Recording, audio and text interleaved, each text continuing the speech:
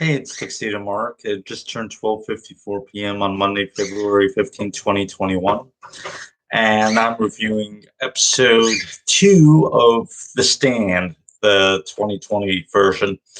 Okay, so this episode is called Pocket Savior. And if you know anything about the novel, you know this episode is mostly about Larry Underwood.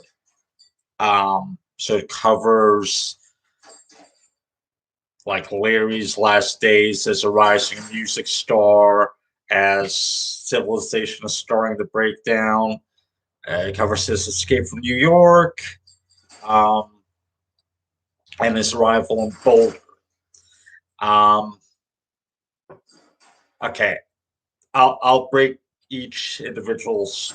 I'll talk about each individual's storyline separately. There's also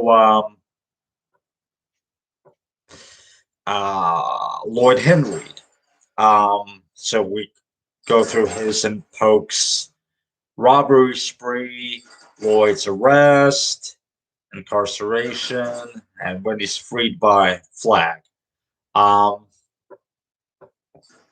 let's see. There's only a bit of Stu and Franny and Harold in this one. Uh, Stu welcomes Larry and Nadine to Boulder. Apparently, Larry had followed Harold's signs that he spray painted. So he wanted to meet Harold to thank him for that. He brings up Franny, which kind of makes Harold a bit upset. He brought Harold like a thank you present in a paper bag. We don't see what it is, but anyway. Um, Franny shows Nadine around town. For some reason, they're parking their cars like everywhere. There's like no I don't know. It seems very chaotic that they're not just parking in driveways or something.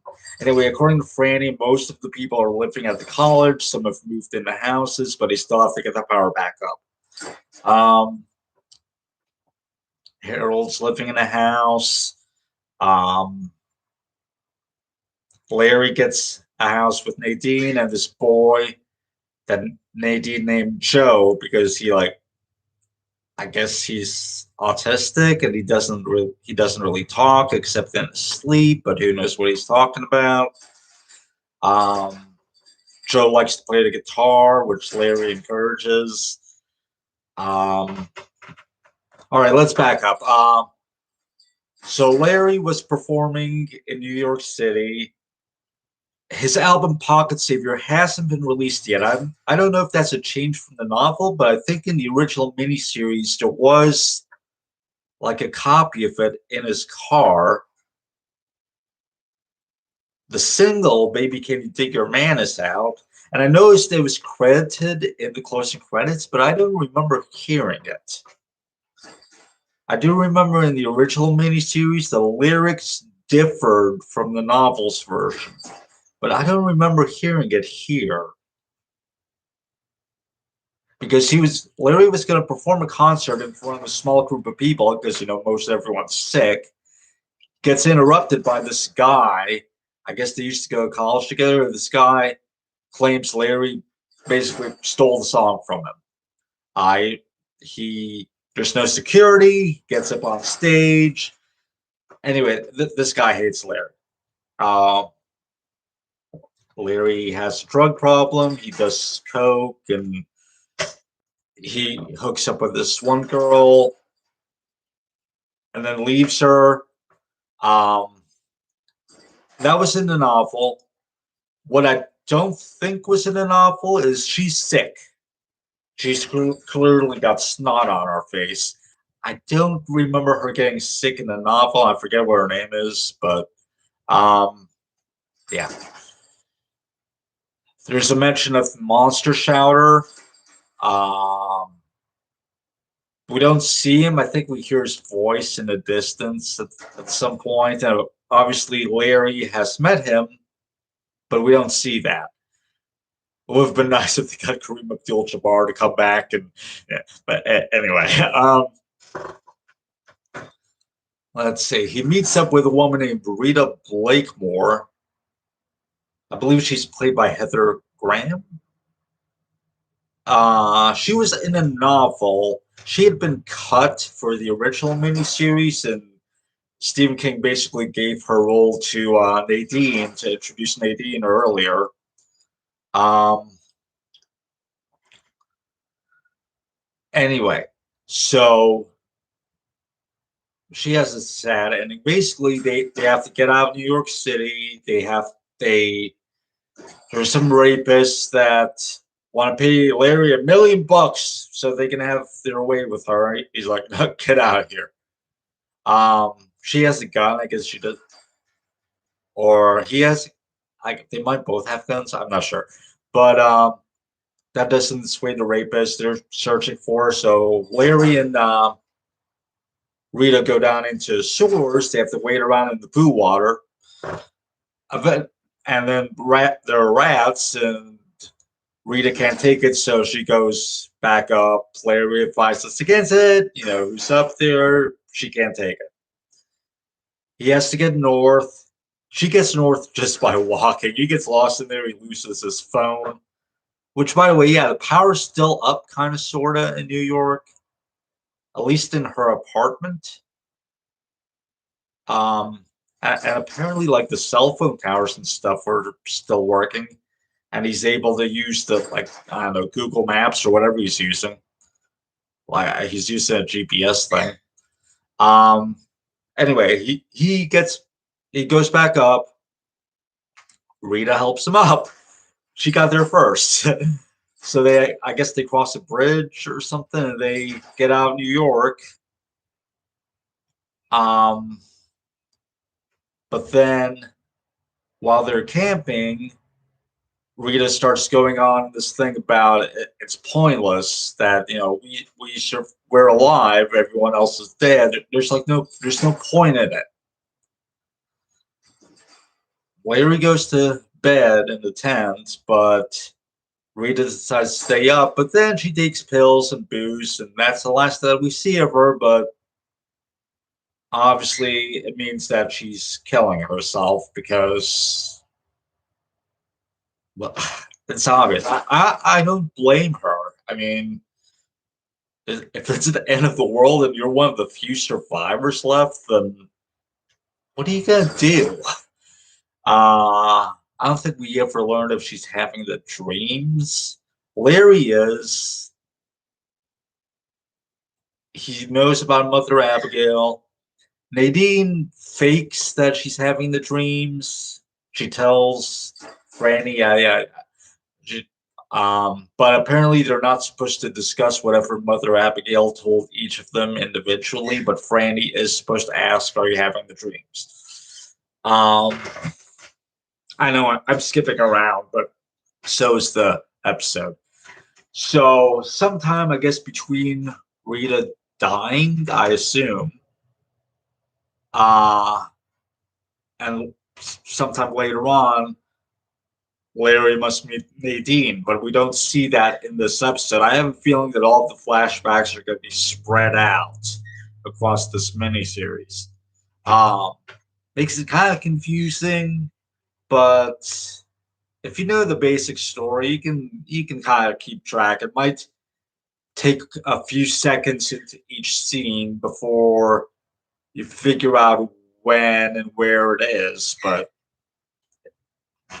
I don't know. It's fine. It's an interesting technique that they don't go like straight from the beginning to end. It's non-linear. It's just a different approach. Anyway, Larry steals a bunch of coke because when Larry loses his mom at a hospital and the hospital's overrun, and you actually see like a typical overrun hospital. Everyone's got the flu. Larry's searching for his mom because he got a phone call about her. Um, he finally finds her in a hallway. He decides to take her back to her apartment, I guess. Um, the guy is confronting that guy that claims Larry stole his song. Is confronting him. He's sick, but Larry's like, I'm gonna take care of my mom. Come back and we'll deal with our thing. Now Larry's mom dies. When Larry goes back to confront the guy is like in no shape. So Larry's like, "Where's your coke, man? You're hiding it. There's no one to hide it from." So he takes the keys from the guy, opens the trunk, jackpot. So he just takes this big old thing of coke with him. So most of the most of the running time was devoted to Larry this episode. Um, we don't see how he meets Nadine and Joe, except that they're camping out in a store along with other people, and they, along with the other people, eventually make it to Boulder, and Stu's there to greet them. Oh, Stu says that Mother Abigail chose 5 people to like run Boulder. He's one of them, and Larry's another. And Larry's like, "What?" I guess Mother Abigail didn't tell him that, but yeah. So Larry has to meet with Mother Abigail. We don't see the face-to-face meeting, but he does go to her house. We see our first glimpse of like Nick Andros, the deaf mute guy. He's got an eye patch on his right eye. Um, don't know what that's about. Then Larry is summoned to meet with Mother Abigail. Um, Stu did mention that she sits out on her porch for like 2 hours every day to greet the newcomers, and they kind of think of her as prophet. We did see the porch scene in the original miniseries, but not here.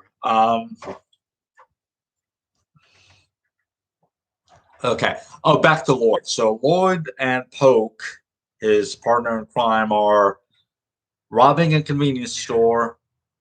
Poke has his gun on a woman and basically tells her and this other guy behind the counter to fill or to give them money. And then Poke sneezes and accidentally shoots the girl in the back of the head. Um, or I guess woman. She's not too young. But anyway, Lloyd is in shock.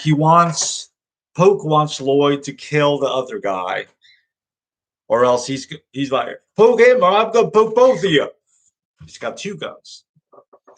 Later, Lloyd doesn't want to do that, and he actually doesn't have to. Like he's like,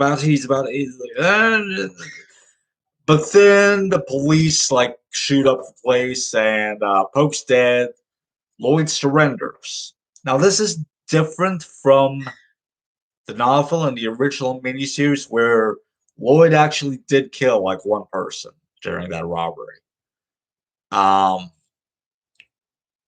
Here he doesn't, but he's still blamed for it. He says he's framed. Now he's not so innocent because he did commit an armed robbery, but he didn't murder anyone here. Um, okay, so he's arrested, thrown in prison. The novel dealt with like him meeting with a lawyer that wasn't in the original miniseries, and it's not here either. But so Lloyd's in his jail cell. We're introduced to his cellmate. I forget what his name is, but eventually, after almost everyone dies, Lloyd's gone without food for like a day. The guard coming by the cells isn't helpful. He even throws some blood and mucus or whatever from a victim onto Lloyd. Is like, "Welcome to the party, man." So Lloyd goes to rinse off in the toilet. He's freaking out. It's not. He says, "I need some water. I don't even have any water." The guard's like, "Yeah, you do." Points at the toilet bowl. Uh, anyway, um, so Flag comes by. They have the scene where they're meeting, and turns that rock that Black Rock thing or whatever into a key and stuff like that. I remember that scene kind of from the original miniseries. Anyway, he lets Lloyd out after Lloyd promises to obey him. He's gonna make Lloyd his right hand man. Um, so then he takes Lloyd out to eat. First, he tortures Lloyd with a description of the lunch or breakfast that he recently had. Oh, and Lloyd resorted to eating a rat, which he didn't in the original miniseries. He said, just in case, but we don't see him do it. I don't know how it was in the novel, but in the new miniseries, Lloyd actually ate part of his cellmate's leg. Yeah. hmm Um, skipping back to Larry for a moment. You know how I said that Flag turns into a wolf in this series? Well, there's a scene where Larry sees a crow picking out the eyeball from a fallen horse. So there's a crow in there. Is it Flag? Who knows? Um, so anyway, so Lloyd's been let out. Flag's like, "You're a free man, Lloyd." Um, there was I had this criticism when I first saw the trailer because Flag said "boo," and I thought, really, Flag said "boo." Flag doesn't say "boo," but as it turns out, it wasn't a serious moment. It was just like when Flag was introducing himself to Lloyd, his like smiley face button kind of winks or something, and then Flag's like "boo," but he was just messing with him. So I guess that's okay.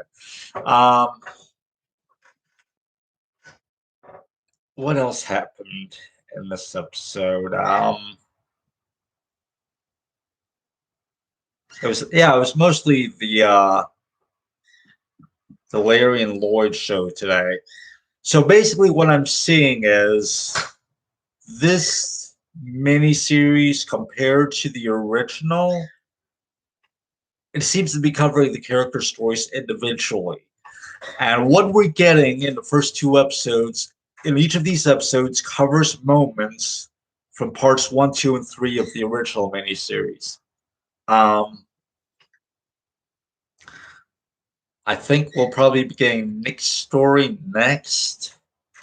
Um,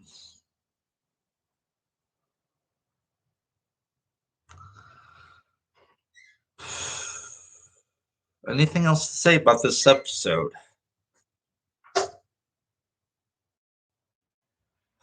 I just wish someone could handle the traffic um, in Boulder better. Like tell everyone, hey, park your cars like in a parking lot or in a driveway or something. They'll just clutter the streets with your vehicles.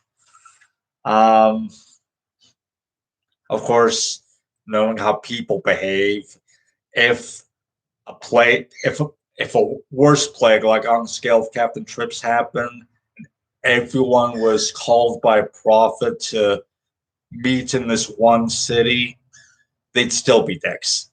Yeah. Uh, so let's see.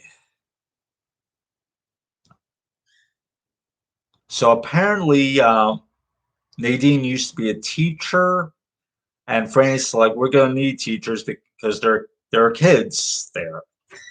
So they're gonna have to open up school eventually." Um,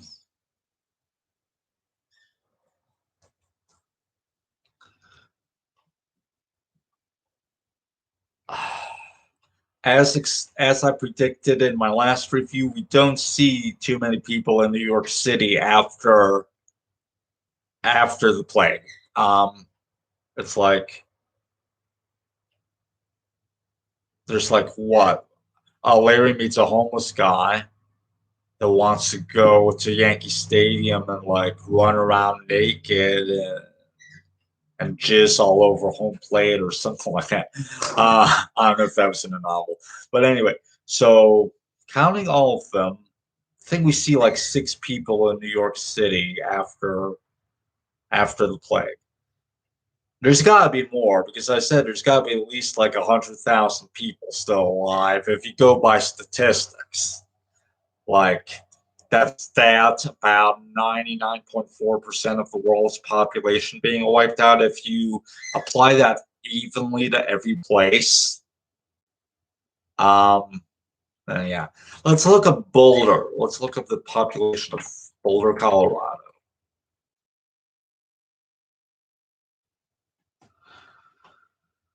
Um,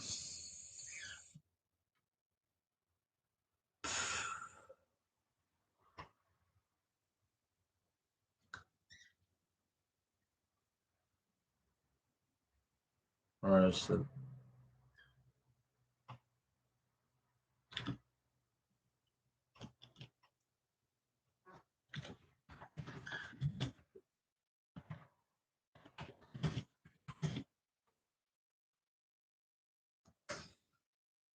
105,003 people.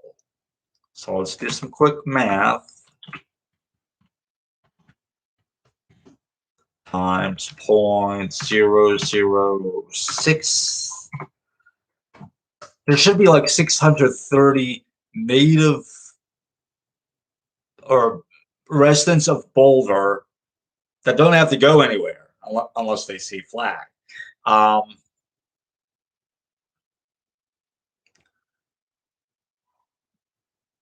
so I don't know. Oh, Larry does see Flag in his visions. I guess Flag is tempting him with fame or something, but then Mother Abigail wipes that away. So I guess even the good guys see Flag. I didn't know if it was like that in the novel. I don't even remember if it was like that in the original miniseries. Um,